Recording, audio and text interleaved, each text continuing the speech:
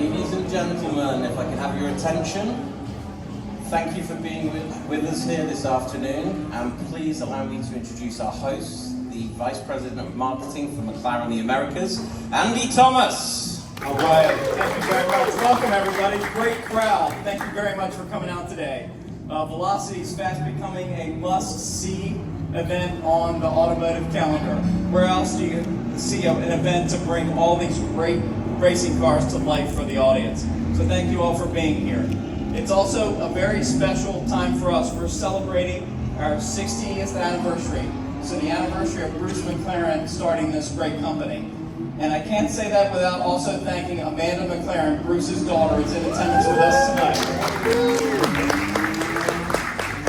Her husband Stephen have been integral to our celebrations of the 60th anniversary here in the United States. So we sincerely appreciate them coming all the way from New Zealand to join us today.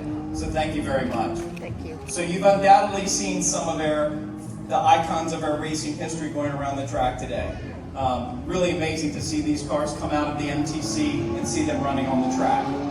From our domination in Can-Am to our sustained success in Formula One, our victories in Indianapolis, 24-hour Le Mans, and now our foray into Formula E and Extreme E. We've obviously got motor racing in our DNA and our blood. So McLaren is a very unique company. So we are a racing team that decided to build road cars. We're not a car company that decided to go racing. We're a really young company. The automotive side is only 13 years old, so younger than Tesla. But in that short period of time, as many of you here are owners, you'll know we've had some really fantastic cars that have come out. We started out with the MP412C, the iconic P1, the 650S, the 675LT, the 720S, the Senna, the Speedtail, the Elva, the 765LT, and most recently, our first series hybrid, the Artura, and also the 750S. So thank you everyone here that supported us in this growth over 13 years. It's fantastic. So innovation and technology really are part of our DNA, and we sincerely feel that we're the most authentic supercar brand in the world.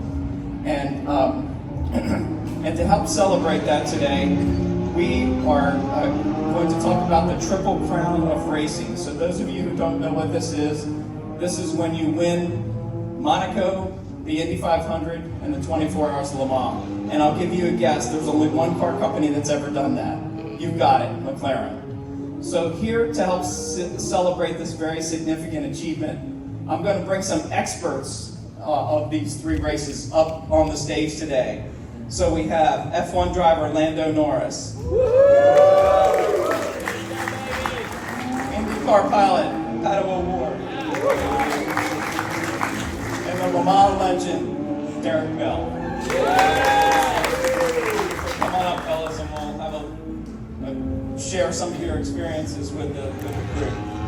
So first, I'll start with Lando. So Lando, Monaco, probably historically the most fabulous race on the Formula One calendar. Narrow streets, lots of distractions. Tell us what it's like to compare and race in such a famous race. Sure. First of all, hello everyone. Nice to be here. My first time here in Snowbar and at a Velocity event, so thanks for having me. Of course, a pleasure to be here with McLaren and the whole family as usual. Monaco is it's a scary place, but it is one of the best experiences I think you can possibly have inside of a car. I'm going to have to set the bar at saying nothing beats a Formula One car around Monaco, but it's also a place that I get to drive almost every day, and anyone can almost drive every day. Of course, not flat out and not pushing to the limits and so forth, but if you get to just drive around and you get to experience it, it's definitely unmatched, I would say, when it comes to any other car-track combination around the world. So very unique, a lot of fun, something I really look forward to every single year is going back to Monaco, especially qualifying. I have to admit, racing is not a bit boring, but qualifying is, I think it's really where you see the, I don't know what it is, the feelings of Formula One and how natural you have to be at driving a race car around a circuit.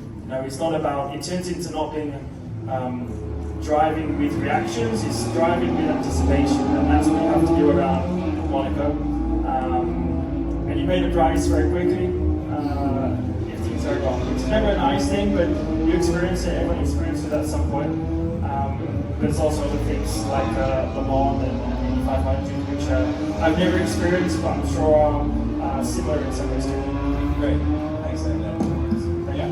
So next, the Indy 500. So I've been to this race, and it's quite a spectacle. It's a huge track, and it's an American icon. And then you're there for a whole month preparing for this race. So Pato, can you tell us a little bit about what that's like?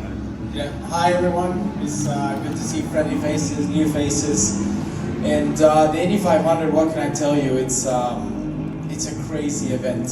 My first experience at it was kind of like a 50% experience because it was during COVID times, so there was actually no fans. 2021 was my first proper experience of the 500, and it was just unbelievable of how the place transforms from the start of the month to the end of the month. I mean, in qualifying this year, we were hitting speeds up to 141, 42 miles an hour, which is, I think, 393, if I'm not mistaken, kilometers an hour. It's really, really, really quick. And it feels like you're going 500.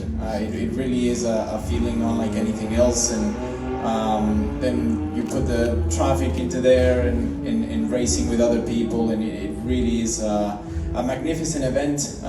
It's 350,000 people in one place in one day, and I feel very grateful to be in the position that I'm in. I've had multiple opportunities to to win it. I've gotten really, really close.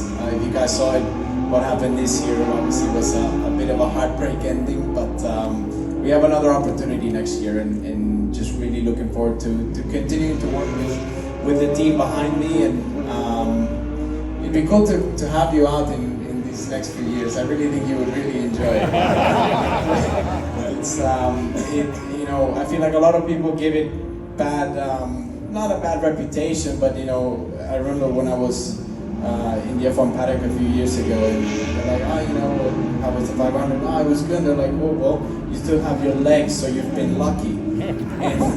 And I feel like it took a while to kind of set in, and I was like, well, the speeds are crazy, and it is risky, but I feel like at the end of the day, this is why we do it, and why it's looked up on, and just something that's very, very cool. So yeah, I can't wait for next year, and hopefully I get to see some of you out there next year. Great, thank you, Pato. So lastly, a little personal story. So I was an 18-year-old kid that went to Le Mans in 1986, and I got to see Derek Bell win that race.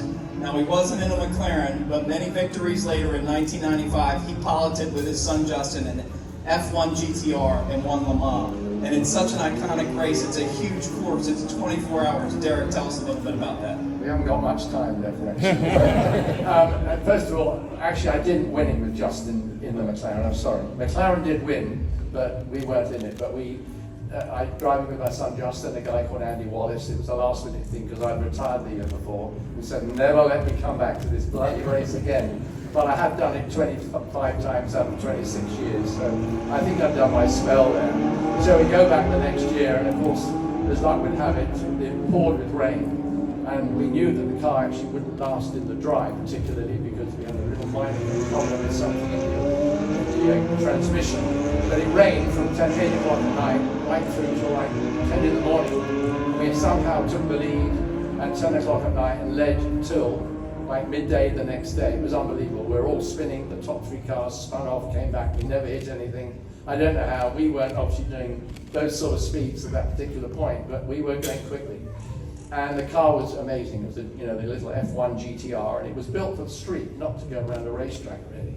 And somehow we brought that car all the way through the race, and it was phenomenal. And I think ultimately, just to sort of say that I drove with my son and finished on the rostrum in third place on Father's Day, so it's pretty special. So all of you guys have got a bit to work for, okay? But first of all, I'll just say one more thing. I've got great admiration for these two young guys. I remember I was young once, And it's a hell of a long time ago.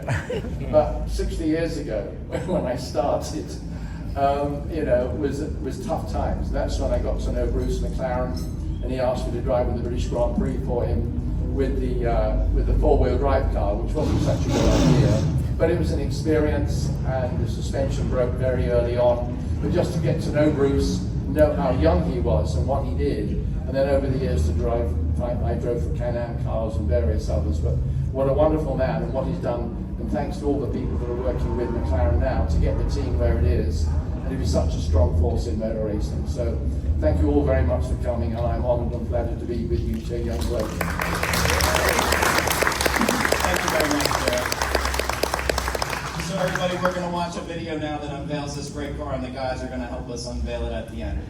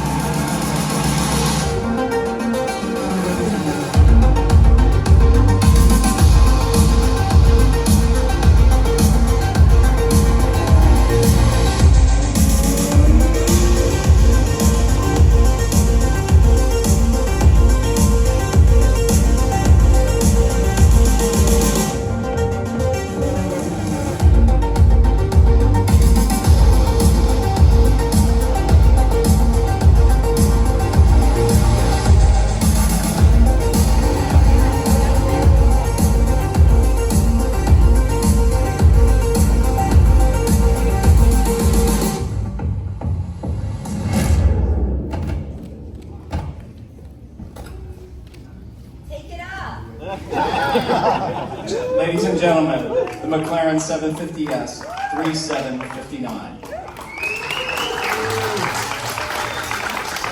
So a big thanks to Pato, Lando, and Derek for helping us do that, to be here with us today. We're honored to have you. Thank you. Now I'd like to bring up to the stage now Mick McDonough, who is the Director of McLaren Special Operations and Motorsport, and he's going to take us through this very special car. There's a ton of detail in this car. Probably don't have enough time to go through all the detail, but we're going to give it a shot. Thanks, Andy, and thanks everybody for coming today. This is probably the best MSO car that we've ever done to date, but there's more to come, just so you know. I'd like to just credit the team before I start talking about the car. The inspiration behind this was by our designer, Charlie Brundle, who was very much into pop art and street art, and that was where we started with this car. It's a very contemporary view and celebration and tribute to the Triple Crown. And the 3759, as was said before, comes from the car numbers. So starting from the front to the back, we really have this contemporary view, really generated by AI. You'll see lots of slashes across the front, lots of drop shadow in the paint to give it a 3D effect. And none of the lines are designed to line up. They're deliberately broken. Even down to the badge. We've taken the livery across the badge, so it almost looks translucent. Then as you move from the front through to the side, clearly you'll see the Triple Crown logo that you'll see in numbers of places on the car. That is in silver foil that's underneath the lacquer. You'll see many references back to the races across the side, the iconography of some of the trophies, and even the green dot from the 95 F1. And then moving past the checkered flag as we move into the Indy section, it's still being contemporary. You're seeing the splash art that we've put on the back of the car. To get this Tell us a little bit about that, Mick, because that was, to me, the most fascinating part of this car. And if he can tell you just exactly how they do it, I was really impressed. So it's clearly paint is heavy, and to get the effects we've got, if you put too much paint on, it'll start flaking off. So we actually splashed real paint onto a white floor, scanned it, vectored the shapes of the splash, and then converted it back into paint on the car. So we don't have massive film thicknesses, but all of this car is paint. There is no stickers and there's no wrap.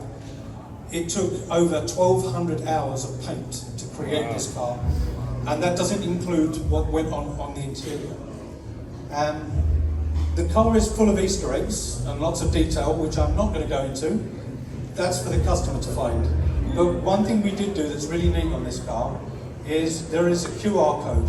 And if anybody, as you're looking around, look at the details, you scan the QR code, you'll get the full backstory of the Triple Crown, but you'll also get the full backstory of how we created this car with the skilled team in MSO that actually did the work. So Andy, with that, I think the 3759. Okay, thanks a lot, Meg.